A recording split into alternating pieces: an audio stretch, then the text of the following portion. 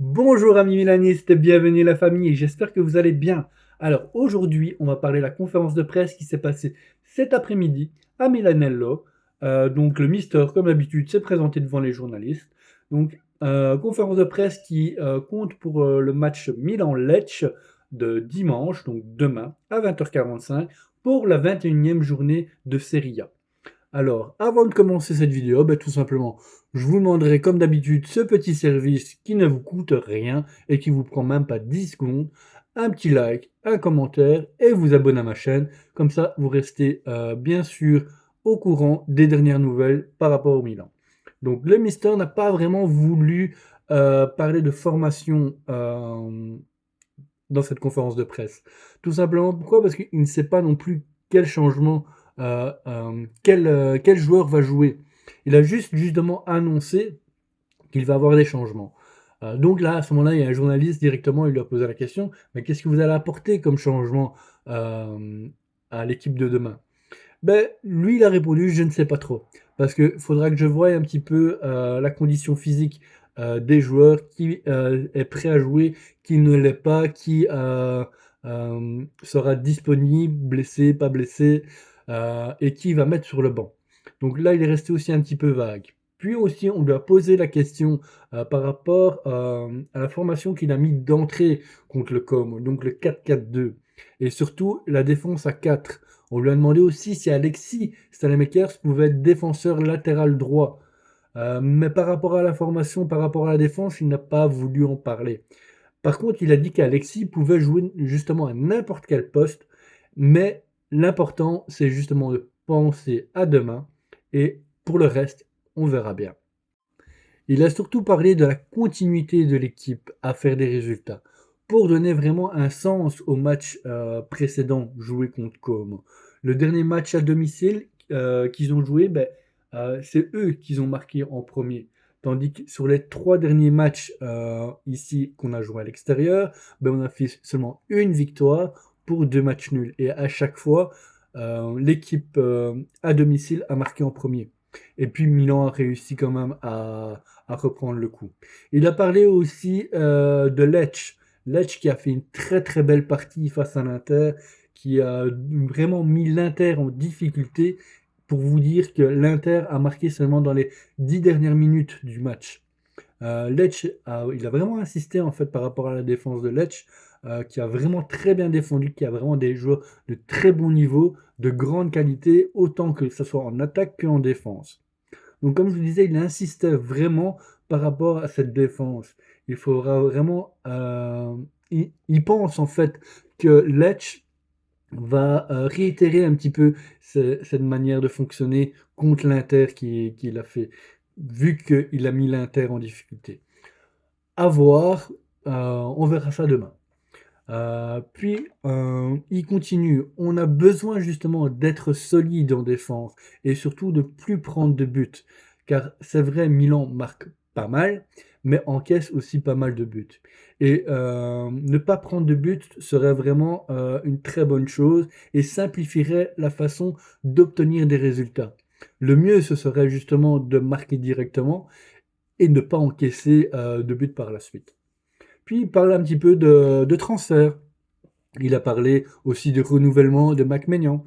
Donc par rapport à tout ça, il a dit en tout cas que Mike Maignan était un très très bon joueur, très professionnel, et qu'il était vraiment très important pour le Milan. Puis il a remercié aussi les dirigeants qui ont vraiment bien fait de prendre rapidement Fulkrug. Mais prendre un joueur, pour dire de prendre un joueur, et qui n'aidera pas forcément l'équipe, qui n'augmentera pas la qualité de l'équipe, n'a aucun sens pour lui en fait. Mais en tout cas, il est vraiment content des joueurs qu'il a à disposition. Il dit que tous les joueurs travaillent d'arrache-pied pour justement garder l'objectif qui est quoi? D'arriver dans les 4 premiers en fin de saison et bien sûr d'être qualifié pour la Ligue des Champions. Puis il a répondu par rapport aux paroles de Fabregas, qui a été interviewé après le match contre le Milan, qui disait justement que s'il rejouait ce match-là contre le Milan, s'il jouait 10 fois ce match, 8 fois sur 10, il gagnerait le match. Alors, Milan, Allegri n'a pas vraiment répondu à ça. Il a juste dit que quand en fait, un entraîneur entraîne une grande équipe comme le Milan, il a la responsabilité de gagner les matchs. Pas de proposer spécialement un beau jeu, de faire de belles actions, et de faire du spectacle pour les supporters. Heu, il doit vraiment avoir la responsabilité, le devoir, vraiment le devoir et surtout de gagner les parties pour, comme je viens de vous le dire, atteindre, les 4 premiers, pour arriver en Ligue des champions l'année prochaine. Puis on a entendu beaucoup et je sais pas si vous l'avez entendu de votre côté, ça dites-le moi en commentaire. On a entendu beaucoup de journalistes, d'articles qui disaient que justement Milan, avait eu beaucoup de chance contre le Como de gagner, et que c'était vraiment en fait du cul, hein, pour parler grossièrement. Lui, il a pas cette impression-là. L'impression qu'il a, c'est de faire bien sûr des résultats qui sont, pour lui discrets, mais il dit surtout que c'est vraiment un manque de respect, par rapport aux personnes qui travaillent, pour le bien du Milan et ça, il le répète plusieurs fois en fait, hein, que, voilà, il y a bien sûr l'équipe qui travaille, il y a tout le staff, qui est derrière et ces genres de paroles-là veulent dire en fait qu'il y a vraiment un manque de respect. Voilà, il clôture plus ou moins sa conférence de presse, de ce style-là. Maintenant parlons des formations probables. Donc les formations probables, on sait déjà que Pavlovic ne sera pas présent, pour le match de demain parce que, il a encore des points de suture, et il ne peut pas encore prendre en fait, le ballon de la tête. Donc il sera, pas titulaire, ça c'est sûr, peut-être sur le banc, à voir. Magic Mike, comme d'habitude dans nos goals, avec Tomori, Gabia et De Winter. Et je voudrais souligner, De Winter, franchement, a fait beaucoup de progrès par rapport au match précédent. Et franchement, il commence à me plaire tout doucement. Alors, Alexis, comme d'habitude, sur la droite, on aura peut-être Ruben à la place de Fofana, ça je ne sais pas trop. Modric, Rabiot, Bartezali, pas d'Estupinian, et tant mieux, parce que franchement, laisse tomber. Et on finira par la même attaque qu'on a eue pour la Fiorentina avec Füllkrug et Pulisic en attaque.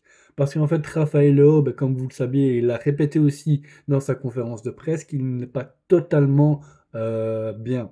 Il a toujours cette gêne en fait à la jambe. Et quand il dit, l'entraîneur dit que justement, quand il va réussir à ne plus avoir cette douleur, il va pouvoir emporter encore plus de ce qu'il apporte pour l'instant. Et malgré tout, vous avez vu dans les matchs précédents, Rafa n'est pas en condition physique optimale, clairement, mais il reste décisif. La passe qu'il a fait à Rabiot le match précédent contre le Com, franchement, c'est pas tous les joueurs qui font ça. Maintenant, par rapport à la formation qu'il va mettre, est-ce qu'il va mettre un 3-5-2 à l'ancienne comme il l'a toujours fait pour l'instant? Est-ce qu'il va passer en 4-4-2 comme il l'a fait ici contre Com? Ou alors un 4-3-3? Ça, je ne sais pas encore. Ça, on en saura plus une demi-heure avant que le match y commence. Donc voilà, pour la conférence de presse pour aujourd'hui, c'est tout.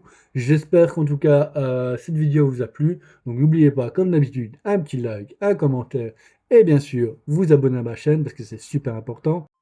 Quant à moi, je vous souhaite une très belle journée, un très bon week-end et comme d'habitude, Forza Milan per sempre. Sempre insieme a te sarò, solo mai ti lascerò. Sono nato rosso nero, da bandito morirò. Sento il battito che sa